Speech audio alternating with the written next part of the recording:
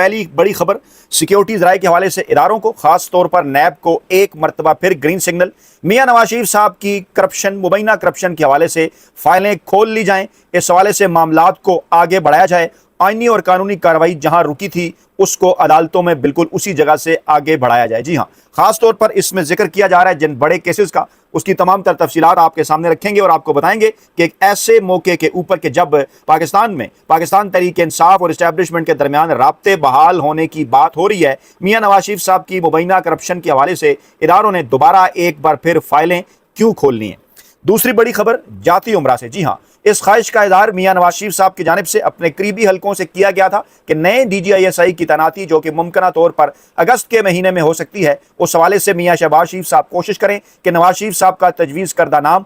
वो जाए आगे, उसके ऊपर ना सिर्फ गौर हो बल्कि मियां नवाज शरीफ साहब की ख्वाहिश के मुताबिक नए DGISI की तैनाती हो। और एक अहम तरीन मामला कि जिसमें अब यह कहा जा रहा है कि साबिक DGISI जनरल फैज़ हमीद साहब और साबिक army chief general Qamar Javed Bajwa साहब की गवाही की ज़रूरत भी पड़ सकती है। क्या मामला है, इसकी तफसीलात रखेंगे आपके सामने। और तीसरी बड़ी खबर, इमरान खान साहब से मुलाकात के हवाले से एक दावा जो किया गया, अब असल में कहानी कुछ और निकली। पहले बज़ाहिर इस किस्म की खबरें और इस किस्म का तासुर बन रहा था कि पाकिस्तान तहरीक इंसाफ को सिर्फ और सिर्फ मुफाहमत ही के हवाले से जो है वो एक ऑफ़र की गई और उसके नताइज बताए गए। अब कहानी का दूसरा रुख, उसके अंदर एक ट्विस्ट भी है, वो क्या तफसीलात हैं वो भी पूरी की पूरी जनाब आपके सामने रखते हैं। पहले मामला शुरू कर लेते हैं मियां नवाज शरीफ साहब, जिनकी हमेशा से ये ख्वाहिश होती है, माजी के अंदर भी रही, इस मरतबा भी ये ख्वाहिश है कि मियां नवाज शरीफ साहब अगस्त और सितंबर के महीने के अंदर नए मुमकिना DGISI का ना सिर्फ नाम दें बल्कि उनकी तैनाती भी यकीनी बनाएं। और चंद दिन से इस किस्म की खबरें आ रही हैं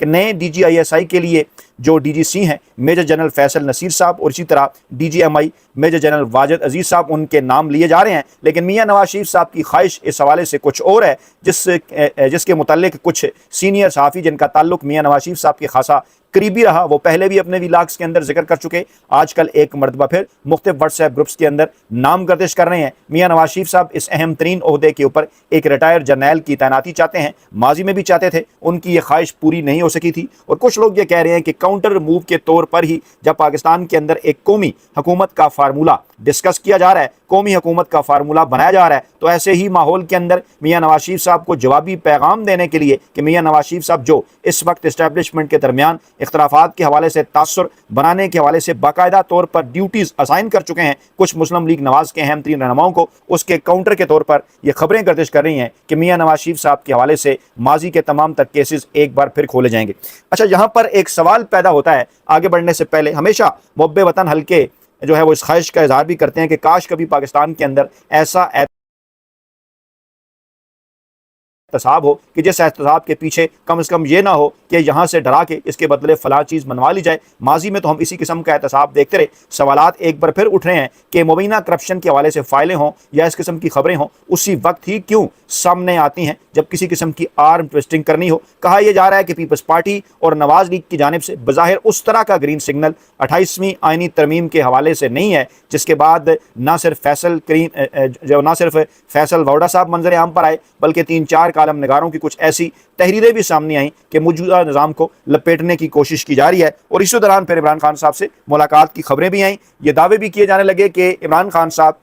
कुछ थोड़ी सी उन्होंने लचक दिखाई। इमरान खान साहब ने यकीन दहानी कराई कि जेल से बाहर आने के बाद वो ज़ाती बदला किसी किस्म का नहीं लेंगे। हाँ, आइन और कानून के ऊपर किसी किस्म का कोई समझौता नहीं होगा और कौमी हुकूमत कम से कम अरसे के लिए जो है वो अपना काम करने के बाद मुल्क को अगर नए इंतखाबात की जानिब बढ़ाएगी तो ऐसी सूरत में ही पाकिस्तानी इस्टेब्लिशमेंट के साथ किसी न किसी किस्म की मुफाहमत हो सकती है। खबरें इस वक्त क्या हैं? साबिक DGISI जनरल फैज़ हमीद साहब की गवाही के हवाले से, साबिक army chief general Qamar Javed Bajwa साहब की गवाही के हवाले से खबरें यह हैं कि सिक्योरिटी ज़राए ने चंद दिन पहले कुछ सीनियर सहाफ़ियों को ब्रीफिंग दी और इस ब्रीफिंग में बड़े लंबे अरसे बाद ना सिर्फ एक फरमाइशी सवाल पूछवाया गया 9 मई के हवाले से, बल्कि उसको फिर बाकायदा तौर पर उसका जो जवाब आया वो फिर टीवी चैनल की स्क्रीन के ऊपर फ्लैश करके चलवाया गया। हम ये देखते हैं, ऑब्जर्व करते हैं कि गुज़श्ता चंद अरसे से 9 मई का जो मामला है वो DGISPR साहब की प्रेस कॉन्फ्रेंस के अंदर से उस तरह उसके ऊपर जोर नहीं दिया जा रहा था, ना ही कोर कमांडर कॉन्फ्रेंस के एलामिये के अंदर उसका जिक्र आ रहा था। शुरू में ये दोनों ऐसे फोरम थे कि जहां मुसलसल 9 मई के हवाले से कोई ना कोई बयान सामने आता रहा, फिर इसके ऊपर एक खामोशी हो गई और फिर उसके बाद लोग भूल गए कि जनरल फैज़ हमीद साहब गिरफ्तार हैं। जनरल फैज़ हमीद साहब के मुतालिक ये कहा गया था कि जनाब वो इमरान खान साहब के خلاف گواہی دے سکتے ہیں کہ 9 مئی کے اندر عمران خان صاحب کا کیا کردار تھا یا جنرل فیض حمید صاحب کا کیا کردار تھا۔ پھر یہ بھی کہا گیا کہ جنرل قمر جاوید باجوہ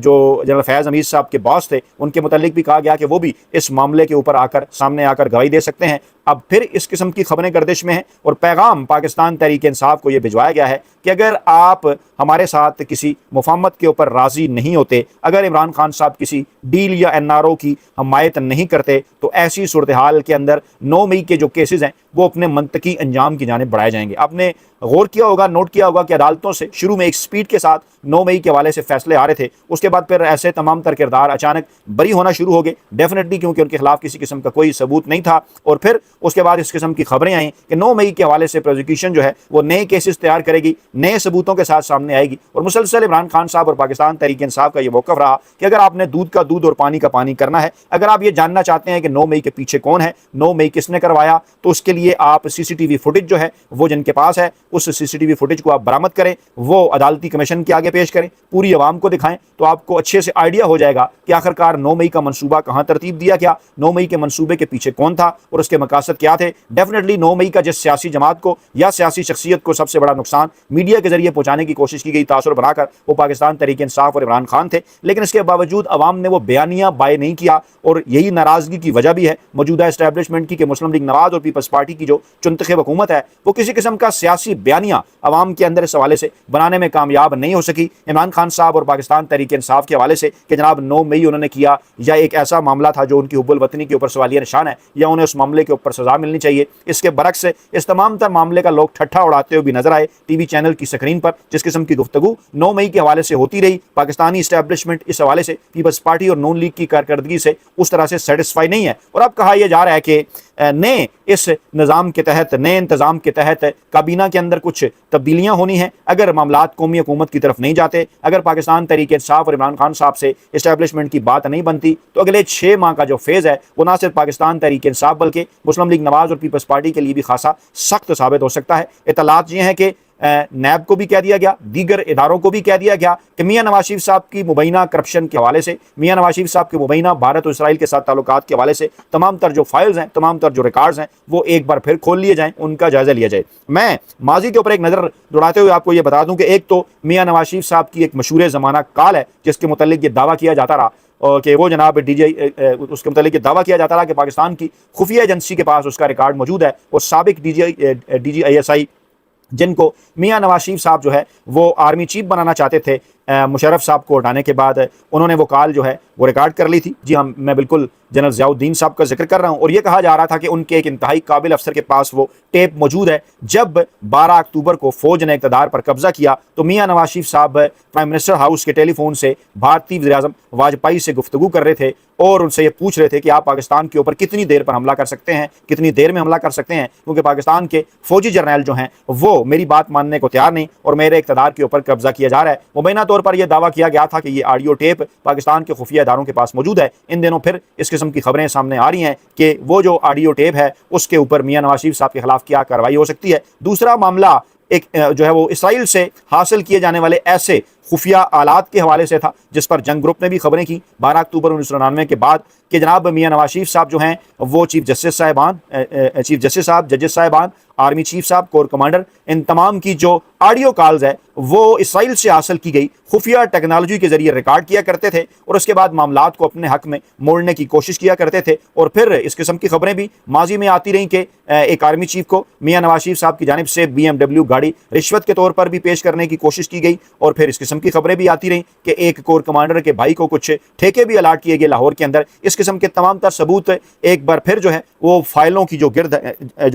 گرد ہے وہ جھاڑی جا رہی ہے۔ اور یہ بھی اطلاعات ہیں کہ جو ایک اہم ترین کیس ہے منی لانڈرنگ کے حوالے سے، حدیبیہ پیپر مل کیس، جس میں قاضی فیض عیسیٰ صاحب نے اس وقت کی اسٹیبلشمنٹ کے کہنے کے اوپر میاں نواز شریف صاحب کو فائدہ پہنچایا، اس کیس کو روک دیا گیا، فارغ کر دیا گیا، ختم کر دیا گیا۔ اب کچھ نئے ثبوتوں کے ساتھ ایک بار پھر کوشش کی جا رہی ہے کہ اس معاملے کو میڈیا کی زینت بنائی جائے، لیکن سوال ایک بار پھر وہی پیدا ہوتا ہے کہ کیا یہ تمام تر چیزیں نیک نیتی کے ساتھ صرف اس مقصد کے لیے ہیں کہ پاکستان کے اندر وہ تمام کردار جنہوں نے کرپشن کی یا جنہوں نے ملک کے ساتھ کسی قسم کی زیادتی کی ان کو کسی قسم کی کوئی سزا ملے، یا صرف اور صرف بارگیننگ چپ کے طور پر ان تمام تر معاملات کو استعمال کیا جائے گا؟ کیونکہ کہنے والے تو یہ بھی دعویٰ کر رہے ہیں کہ جب عمران خان صاحب اور پاکستان تحریک انصاف کے ساتھ رابطے ہوئے تو انہیں بھی یہ کہا گیا کہ اگر آپ ہمارے ساتھ کوئی ڈیل نہیں بناتے تو پھر 9 مئی کے حوالے سے کیسز کا سامنا کرنے کے لیے ایک بار پھر تیار ہو جائیں۔ گویا کہ مقصد مطمع نظر کیا، اور جو باخبر حلقے ہیں دعویٰ ان کا یہی کہ پاکستانی اسٹیبلشمنٹ کی یہ خواہش ہے کہ عمران خان صاحب کو جیل سے باہر نکال کر فیسیلیٹیٹ کر کے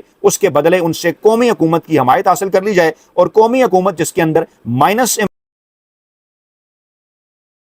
عمران خان صاحب، مائنس نواز شریف صاحب، مائنس آصف زرداری صاحب، مائنس بلاول بھٹو صاحب، مائنس مریم نواز صاحبہ، یعنی کہ بالکل نئے چہرے، ایسے چہرے جن کا تعلق سیاسی خاندانوں یا ان تینوں بڑی سیاسی جماعتوں کے ساتھ نہ ہوں۔ اور چند دن سے اس قسم کی گفتگو فیصل واوڈا صاحب مختلف ٹی وی چینلز کے پروگراموں کے اندر فرما بھی رہے ہیں کہ آخر کیا وجہ ہے کہ وہی سیاسی خانوادے ہم سیاست کے اندر دیکھ رہے ہیں، آخرکار نئے لوگوں کو موقع اس حوالے سے کیوں نہیں ملتا؟ اور پے در پہ مختلف ٹی وی چینلز کی زینت بھی بن رہے ہیں، ان کو کئی بڑے اینکر، ویلے کالم نگار اور ملازم صحافی جو پاکستانی اسٹیبلشمنٹ کے ساتھ بڑے جڑے رہے ماضی کے اندر، وہ اپنے پروگراموں کے اندر بلا بھی رہے ہیں، بٹھا بھی رہے ہیں، انہیں ٹائم بھی دے رہے ہیں، اور ان کی جانب سے ان تمام تر چیزوں کو پروپیگیٹ کرنے میں ان کی مدد بھی کر رہے ہیں۔ تو حالات یہی بتا رہے ہیں کہ ایک ترتیب کے ساتھ اس قسم کی خبروں کا سامنے آنا کہ جناب